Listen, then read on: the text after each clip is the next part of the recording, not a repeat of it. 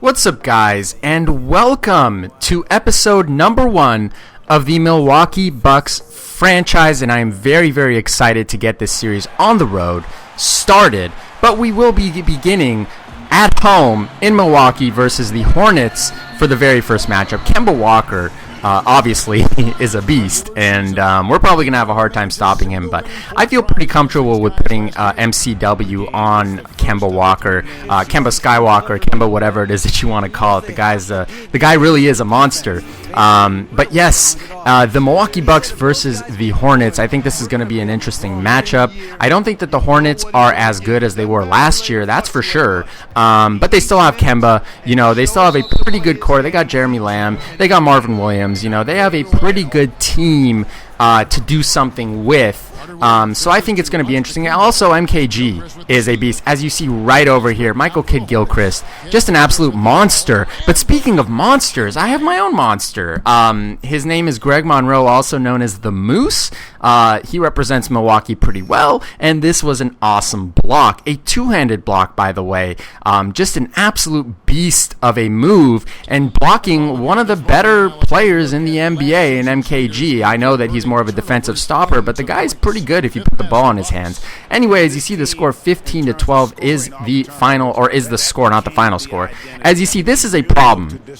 You see what's happening right now is the ref won't inbound the ball. And it leads to a wide open shot, so I'm not really complaining, but this has been a persistent problem since 2K14, and it's still there. I thought that, after all the changes that they've made to 2K, they could at least fix these minor issues, but it seems like they haven't touched these. So 2K17 is a substantially better game than 2K16 in my opinion, but they still need to work on these little things. As you see, John Henson just taking over, just doing things that I never have seen him do. One-handed dunks over the defense, pretty cool. As you see, Delly, the new acquisition, one of the new acquisitions for the Milwaukee Bucks, just putting it in there, I think with an and one on a layup over Roy Hibbert, of all people, the 7'1" former Laker. And 26-21 is the score. Jason Terry, the wily vet, looking to run the fast break all on his own, and he ends up getting an and one play.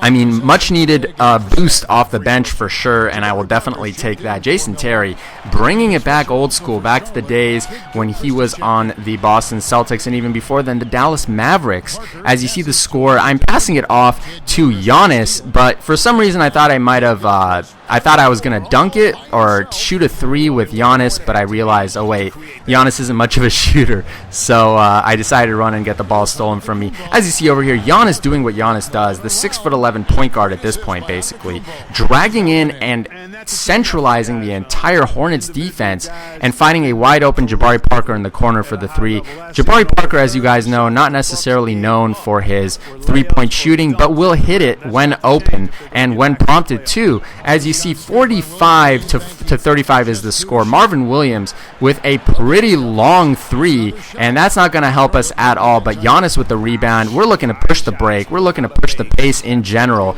As you see, we get a nice little rebound from the one-man fast break badge of his own in Giannis Antetokounmpo. And are we going to pull another break over here? Yes, we are. Passing it off to Michael Carter-Williams, passing it off to Delly with a nice wide-open, perfect release shot. And that's what I love to see. 55-49 is the score. We are pulling it back over here. MCW, not necessarily been in the best of shape lately, but still an immensely talented former Rookie of the Year, of all things. And John Henson. Did I mention John Henson? He's been a pretty big player in this game, and just getting an and one. And here's the thing I like about 2K17. Here's one of the things I really like, is that, as you see over here, Pump Fake Party. This is supposed to be a simulation channel, but sometimes, crazy pump fakes and all this other stuff gets in the way. But yes, here's another thing I really like about 2K17, the wingspans. The wingspans are now a thing. In 2K16, I'm not really sure if they were. I don't think that they were at all. But in 2K17, wingspans matter. And John Henson, as you see right now, with just a beast mode move. I'm going to show you a nice little replay over here. The one-handed dunk. Defense stood no chance. Look at the defense. Just nowhere to be found, with a head down in fear of Mr. John Henson. And yes, so wingspans matter, and John Henson is known infamously for having an incredibly long wingspan. As you see another John Henson sighting, the man will not get off your screen, whether it's YouTube or whatever it is that you're watching on, a tablet, whatever. He will not get off your screen, as you see right over here. John Henson with a strip followed up with a block. That's what I like to see as a defensive center. That's what any basketball coach would love to see as a defensive center for their team, at least. As you see, 65-62 is the score, and they are passing it off to Jeremy Lamb for a wide open three. Jeremy Lamb, known for making threes, shouldn't have left him open on the break. But that's what happens. 68-62 is the score. Roy Hibbert goes ahead and he gets a and one. But yeah, wingspans matter. So John Henson has an incredibly long wingspan, and that really helps in the game. Another player who has a long wingspan is Rajon Rondo. So I played a game online with the Bulls versus the Bulls. I'll be posting that soon, but Rajon Rondo was getting rebounds over point guards and shooting guards much taller than him just because he had a crazy long wingspan. And that's, I think, really, really cool in NBA 2K17 because wingspans matter.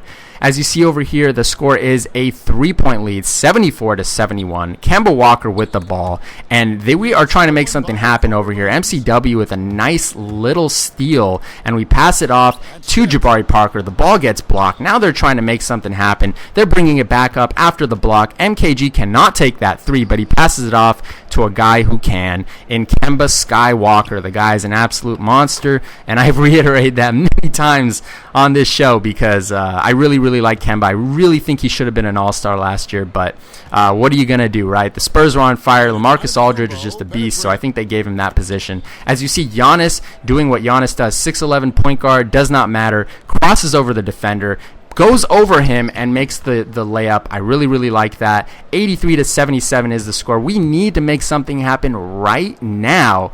As you see, Greg Monroe, also known as the Moose, is going to go ahead and get a dunk in the paint. Giannis Antetokounmpo passing it off to Greg Monroe yet again. And Giannis cannot be stopped whatsoever, and neither can Greg Monroe. But we're still losing by 4. Jeremy Lamb with the ball, looking to make something happen. We have MCW on him, which I'm pretty comfortable with. Now here's a quick switch, a double team, and we double team the wrong guy as we end up getting Marvin Williams open with a 3, or open with a shot, but he misses it, thankfully. And now we're looking to make something happen. We need a 4 points quick. And we get Jabari Parker in for a contested layup, but we will take that. 85-83 is the score, and they are looking to make something happen. Perfect defense by me for the majority of the 24 seconds until the last second, and we end up giving up that layup. They have the ball. They're leading by 2. Jeremy Lamb takes a stupid shot. We get the rebound. We're looking to push the break over here, I believe, passing it off to MCW, who passes it off to Jabari. Perfect court vision by the man known as MCW. Got to give some love over there. And again, 6'6". I mean, he towers over most point guards, and that's what I really, really love about MCW. As you see, another Jabari Parker sighting, getting a huge shot, and this is the defensive play of the game. We need to stop them right now. Kemba Skywalker has the ball. He's looking to make something happen, and we are trying to double team. We leave Marvin Williams wide open. This is not good, but he ends up missing it, and they get their own rebound. Poor defense by me. Another shot wide open, and hopefully they don't get that at least. Kemba looking to make something happen. Passing it off to Kemba yet again. He has the ball. 6 seconds, 5 seconds, 4 seconds, 3 seconds. 2 shoots the ball, and we get fouled. And we will take out the ball. And the time runs out, and we get the victory. What a game. This game had me sweating bullets for sure. I was doing my hardest to keep up with the Hornets, and we end up getting the W against a very, very game Hornets team. Again, I am looking forward to the season. I really think that we can take this team far. Just remember one thing: fear the deer, and that's all you really need to know when it comes to the Milwaukee Bucks. They have a future ahead of them. As you see, the player of the game, 24 points, 11 rebounds, and a nice 2 assists from Mr. Greg Monroe, also known as the Moose, just dominating the paint, especially in the fourth quarter when we needed him most. And that will be the player of the game. And as you see over here, the stats, again, 24 and 11 for Greg. Giannis almost a triple-double, 15, 8, and 6. John Henson with 14 and 6. Jabari with 13. Not really the best game for Jabari, but he had a few points late in the game that really helped us win this one. Chris Middleton probably should have shot more. That we can save for later. But yes, I may be considering trades.